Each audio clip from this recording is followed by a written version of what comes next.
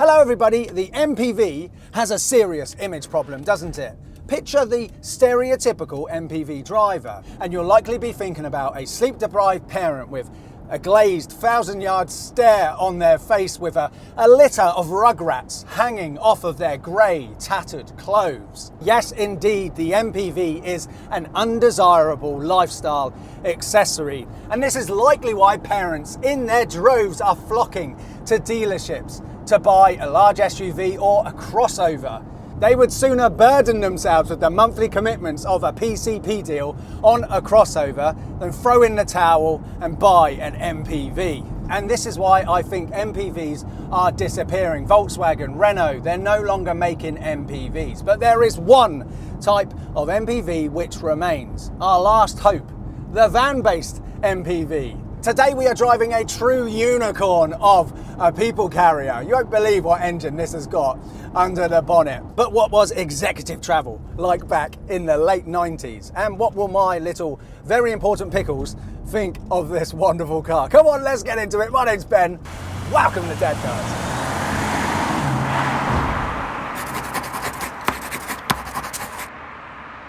Welcome back to the channel, everybody. First off, what I want to demonstrate is a real world problem here in the UK in particular. Everybody's got whopping great SUVs like this. And when you park up or you try to park in a bay, it's a complete nightmare getting your young children out. So let's try and get into Mummy's car, shall we? Yeah? Can you get into that? No. Can you get in? No. No, you can't, can you? And it happens all the time. You've got somebody with an XC90, someone with a Range Rover, an X5, and all trying to park into little bays here in the UK, which were set out when everyone was driving Reliant Robins and classic Minis. However, if you've got an MPV, how easy is that? I just got an umbrella. Why don't more family cars have sliding doors? You found the umbrella? Yeah, there's a little place there to put an umbrella, isn't there? You can't open an umbrella in the car, sweetie, it's bad luck. So look, you've got 3 individual full-size seats here. Unfortunately, because this is a 1999, it doesn't have Isofix. But again, another issue with large SUVs, more of them, they're 2 meters wide, they should have 3 independent seats. Oh, you want to climb into the back? Yeah? Well, let me show you something. If you move over onto that seat, ready, watch this. Look, you ready? Oh, there's more, don't worry. Look at that. What does this do? Oh, wow. So now, if you would like to take seat in the rear VIP seats, let me fold these other ones forward as well. Look, watch this. Look at this. So you could have like a nice table there to work on or to change a nappy if you've got a baby. How good would that be? I could do gymnastics in here. You could do gymnastics in here, couldn't you? I reckon you could do cartwheels. I think I could do a cartwheel on here. Do you want to try? Well, yeah, that was pretty sweet. Look, we've got so much room for activities, girls. This is great. You could set up a Skeletric set in here, couldn't you? Yeah. Right, look, sit on these seats and let me show you another cool feature. So look, you've got a little cup holder there. You've got a charging port, and also you've got a Sweetie bin. A sweetie bin as well, on both sides. You should always have a sweetie bin. Are you ready? This is going to blow your minds, girls, okay? So imagine you're in here and you just want to do something, I don't know, maybe a bit of colouring in or something like that. Whoa. I want a table. How cool is that? What do you think? Oh, Now, I've got my own little work table. is that just amazing? We can put computers on here. What it feels like sat in here is probably what it felt like being like the CEO of IBM back in the late 90s in a conference room having a big important meeting I or could something. live in here. You could, couldn't you? It's wonderful. And look, you've got these, look, Go to sleep. nice curtains as well. I've got something else cool to show you, but it's good news and bad news. I want the good news. The good news is it's got a screen up here, look. What? What's The this? bad news is it doesn't work. The bad news is it doesn't work, or I don't know how to switch it on. I tried to put Charlie and the Chocolate Factory in it, that's a DVD player, but I can't get it to work, unfortunately. At times. There's also an aftermarket Pioneer head unit in the front with a reverse camera that's been installed.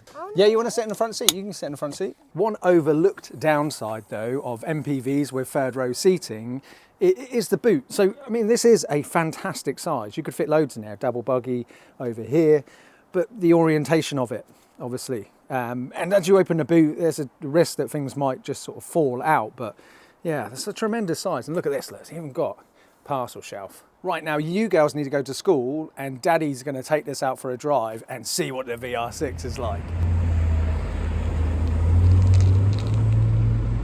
So if we're ever going to steer families away from buying the default crossovers and SUVs, I think we need to look at what makes those class of vehicles desirable. And I think the first thing is looks. You know, an SUV sort of portrays, you know, modern presence and status, doesn't it?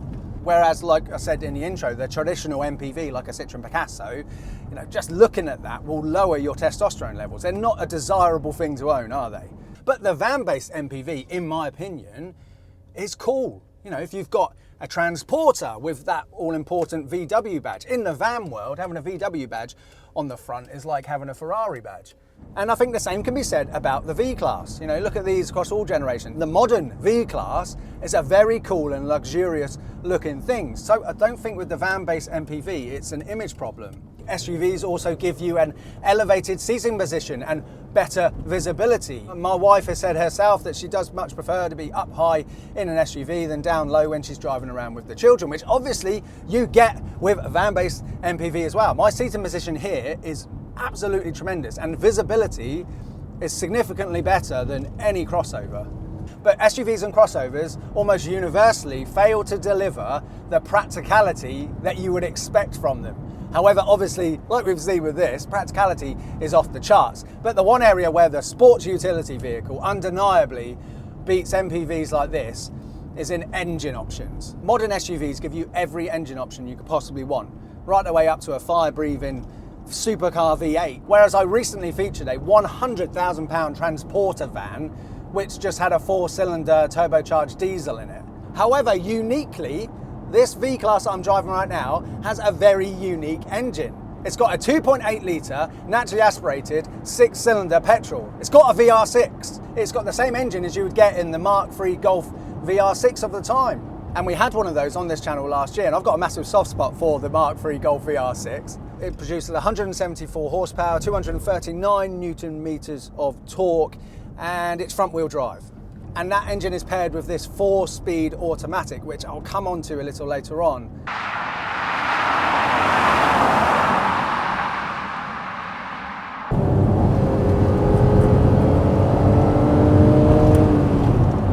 And this engine makes a glorious noise. But there are some downsides for having that engine in this vehicle. Right, look, let me show you here. So roundabout, foot down. Now it gets a real shift from a standstill. That is where I'd say this vehicle is best with this engine, is when you're at a standstill, when you're at a roundabout, it just throws you out. It's fantastic. But then as you get higher in the rev range, it sort of runs out of puff. But what a noise it makes. And anybody who's ever had a VR6 Golf or knows somebody who's had one, you no doubt know that they've got a bit of a reputation for being thirsty. And that's in a Golf. This weighs nearly twice as much as a Golf. Right, look, roundabout again. See, it's fantastic at a roundabout. This is a roundabout slayer. And if you push the accelerator all the way down to where it clicks, and then keep an eye on the fuel gauge, you can actually see it moving down. It's one of those vehicles. And I don't think this rather old school 4-speed automatic gearbox is helping its consumption of super unleaded either. So look, when you're just wafting around transporting your VIPs or your very important pickles, look, this gearbox does a good job. But compared to my second generation Vito with its 6-speed manual, it's also rear wheel drive in my Vito, which I definitely prefer the rear wheel drive as well. But I can't help but think how much more fun this would be to drive if it had a manual gearbox. But I don't think this vehicle is really about driving around and having fun. You know, this isn't something that you'll be throwing around the B roads trying to find the limit.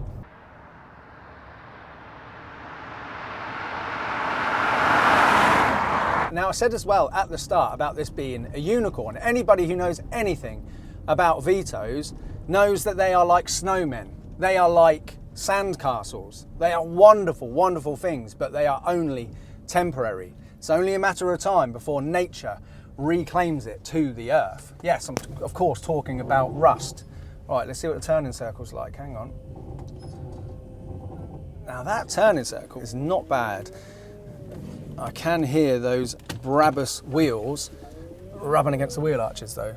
So yes, as a long-term Vito owner, I've owned them for like the last 12 years. When I first laid eyes on this, I couldn't believe it existed. How could this possibly exist? This sits on just 61,000 miles and is as close to immaculate as you can get for a vehicle like this. And the story about how this vehicle has ended up being preserved so that I could drive it around and enjoy it in the condition it is today is quite an interesting one. So this is owned by the inventor of the Multimac seat. So the world's only all-in-one 3 across and 4 across child seat, the child seat that me and my wife have been using for over the last 2 years. And to anybody watching this who does have 3 or 4 children and they're trying to find a bigger vehicle, I'd highly recommend you check out the video I did on the Multimac recently where I completely explain how it works and how it fits in cars, because you might find out that, like us, we didn't actually need an MPV. We've got a 4-cross Multimac in the back of my wife's L405 Range Rover. I will put a link in the description below to the Multimac website, and I highly recommend you check out that video. So Kevin bought this privately when it was only 4 years old. He bought it so that he could transport his mother around and his wife's mother around. So this was a VIG vehicle, a very important grandma's vehicle. And it must have been such a wonderful thing for them. But then after a little while, there was a huge problem with the engine. And then Kevin took it into Mercedes and said, oh yeah, look, the engine's gone. Can you fix it? And Mercedes all scratching their heads, looking at each other, and they're like, I don't know. Because obviously, this is a Volkswagen engine. Mercedes is a German brand. The engine is another German manufacturer's engine. But where do you think these V-classes were made? In Germany? No. Obviously, it was made in Spain. So anyway, it went into storage for 17 years. 17 years where all of the other V-classes and Vitos out there were being ravaged by the salty roads and falling to pieces. This was tucked up in a nice heated, warm storage unit and preserved in the wonderful condition that you see it now. And then a couple of years ago, Kevin took this to Stealth Racing, who know absolutely everything there is possibly to know about the VR6 engine, and they fixed it. And then that's why I'm now able to drive this incredible example around.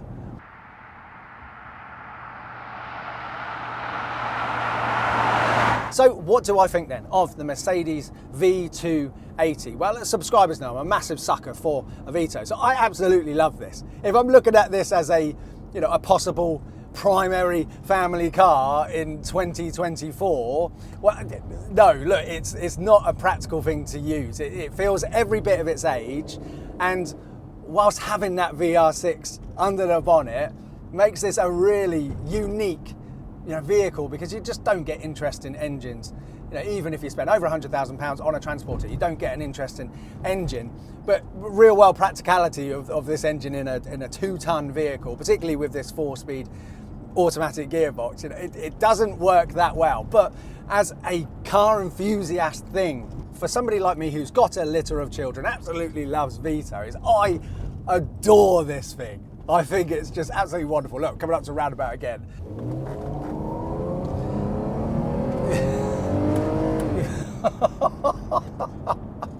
It reminds me actually of my good friend James over on JM on Cars. Whenever he has like a JDM minibus MPV, because they love them over in Japan. They got the Toyota Alphard, they got the Nissan Algrand, and then there's that Honda one as well.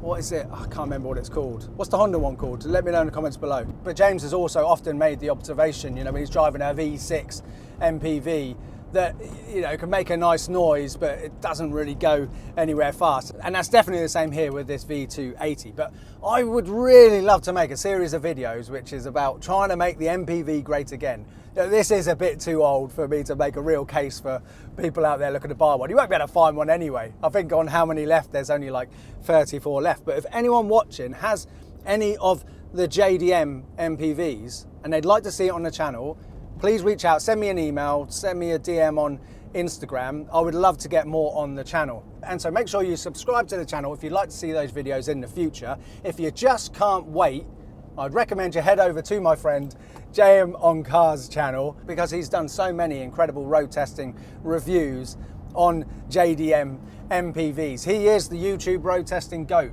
Go and check out JM on Cars. And the final thing I'll leave you with is a vehicle that is a bucket list vehicle for me to get on the channel at some point.